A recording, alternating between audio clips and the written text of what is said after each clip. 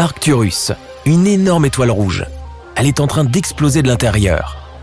La mer rouge de plasma à sa surface pulse rageusement. Cette étoile brûle tout ce qui s'approche d'elle, et tout d'un coup, pouf, Arcturus a disparu. Mais au même moment, elle réapparaît au centre de notre système solaire, remplaçant le Soleil. Ce que nous voyons dans le ciel n'est plus un petit point jaune, mais une boule rouge géante. Elle est 25 fois plus large et 30% plus lourde que le Soleil. Même si Arcturus est un peu plus froide, c'est toujours un cauchemar total pour la Terre. La distance entre notre planète et l'étoile est maintenant 25 fois moins grande. Toute l'eau des océans et des rivières commence à s'évaporer. Ce qui était autrefois des forêts tropicales se transforme rapidement en un désert sans vie. Néanmoins, les couchers et les levées de soleil sont maintenant incroyables. Imagine-toi sur le toit de l'Empire State Building en train de regarder le lever de soleil. D'abord, tu vois la lumière au-dessus de l'horizon. Elle t'aveugle presque, car Arcturus est 110 fois plus brillante que le soleil. Puis l'étoile grimpe progressivement au-dessus de la surface. Le point épais sur l'horizon devient de plus en plus large. Il continue de grandir jusqu'à ce que l'étoile rouge occupe tout ton champ de vision. Arcturus est maintenant si proche que tu peux même voir des tempêtes de plasma chaud à sa surface. Il y a des éruptions régulières et des éjections de masse. D'énormes quantités de matière sont éjectées de la surface de l'étoile à des vitesses pouvant atteindre 2000 km par seconde. La matière prend la forme d'une boucle attachée à l'étoile aux deux extrémités. Il faut porter une combinaison spatiale très sophistiquée pour pouvoir observer un tel lever de soleil. La vie sur Terre a cessé d'exister il y a longtemps dans ces conditions. Et cela va empirer avec le temps. Car tous les 8 jours, la brillance d'Arcturus augmente. Bientôt, notre planète ressemblera davantage à Vénus. Cette dernière est si proche du Soleil que la température élevée y rend toute vie impossible. Bon, laissons notre planète refroidir un peu et mettons maintenant Proxima Centauri au centre de notre système solaire. Ce n'est pas une géante rouge, mais une naine rouge. Cette étoile est presque 7 fois plus petite que le Soleil et presque 9 fois plus légère. Maintenant, nos océans et nos rivières ne s'évaporent pas mais gèlent. Les forêts et les jungles sont couvertes de neige. Dans environ une semaine, il n'y aura plus un seul endroit sur Terre où la température sera supérieure à 0. Même les plantes qui sont habituées au froid cesseront d'exister. Elles se nourrissent principalement de l'énergie du soleil. Maintenant, elles commenceront à mourir de faim. Mais il y aura toujours de l'eau en profondeur sous la couche de glace. Elle sera chauffée par le noyau chaud de notre planète. Les micro-organismes pourront y survivre. Il fait désormais beaucoup plus sombre sur Terre, comme un crépuscule sans fin. Oh, et nous pouvons à peine voir la Lune. Il se trouve qu'elle ne produit pas sa propre lumière, mais reflète celle du Soleil. Avec Proxima Centauri à la place, la Lune va perdre sa luminosité. Mais un problème encore plus important est celui de notre orbite. Le Soleil a une certaine force gravitationnelle qui nous maintient juste dans la zone habitable agréable, où il ne fait ni trop chaud ni trop froid. La gravité de Proxima Centauri est beaucoup plus faible. Et la Terre s'éloigne donc lentement de l'étoile. Nous courons maintenant le risque de rencontrer des astéroïdes volants dans l'espace ou même aussi d'autres planètes. Mais le pire scénario est que Proxima Centauri ne soit tout simplement pas capable de retenir notre planète et que nous dérivions lentement vers le vide intersidéral. Tu peux alors oublier toute forme de vie ici. Mettons maintenant Sirius au centre de notre système solaire. C'est l'étoile la plus brillante de notre ciel nocturne. Elle n'est que 70% plus grosse que le Soleil, mais presque 2 fois plus chaude. Sa lueur n'est donc pas seulement brillante, elle grésille.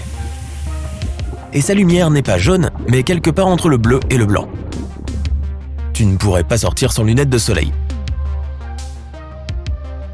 De toute façon, tu ne voudrais pas marcher dans les rues où l'asphalte est en train de fondre. Tu pourrais littéralement faire frire des œufs sur le trottoir. Même si bien sûr, à ce moment-là, toute vie sur Terre a disparu depuis longtemps. Mais ce n'est pas seulement à cause de la température. Sirius émet d'énormes quantités de radiation. Notre atmosphère sert de bouclier contre le Soleil. Mais dans le cas de Sirius, ce bouclier ne serait pas suffisant. Bon, maintenant, pourquoi ne pas imaginer une hypothèse encore plus loufoque et nous fabriquer un système à double étoile? Il s'agit de 2 étoiles qui tournent autour d'un centre commun. Et voilà notre Terre, saine et sauve. Tout dépend de la taille et de la luminosité des étoiles. Ces 2-là ne sont pas trop grosses et elles émettent autant de lumière que notre Soleil, Tout ce qui compte pour nous, c'est que notre planète se trouve dans la zone de sécurité du système à double étoile. Au lever du soleil, tu vois d'abord une étoile apparaître sous l'horizon. Puis quelques minutes plus tard, l'autre. Le seul problème est que cette beauté pourrait bientôt exploser avec une force énorme. Dans les systèmes binaires, l'une des étoiles est toujours plus lourde que sa partenaire. Tôt ou tard, elle commence à arracher de la matière à la plus petite étoile. Et petit à petit, la plus grosse étoile mange sa voisine. Ensuite, la grande sœur peut atteindre une masse critique et exploser. Cette explosion serait aussi forte qu'une supernova. Elle détruirait l'ensemble de notre système solaire. La lumière de cette explosion serait visible à des centaines d'années-lumière. Après cela, il y aurait une énorme nébuleuse à la place de notre système stellaire, composée de la poussière d'étoiles et des particules qui restent de notre monde. Faisons maintenant une hypothèse complètement folle. Un trou noir au centre de notre système solaire. Nous connaissons les trous noirs comme des objets effrayants et mystérieux qui avalent tout ce qui les entoure. Mais même autour d'un trou noir, il y a une zone habitable. Il suffit d'être assez loin pour qu'il ne t'entraîne pas dans ton abîme noir.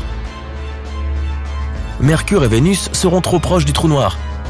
Alors très probablement, elles seront réduites en morceaux qui se dirigeront ensuite vers l'horizon des événements.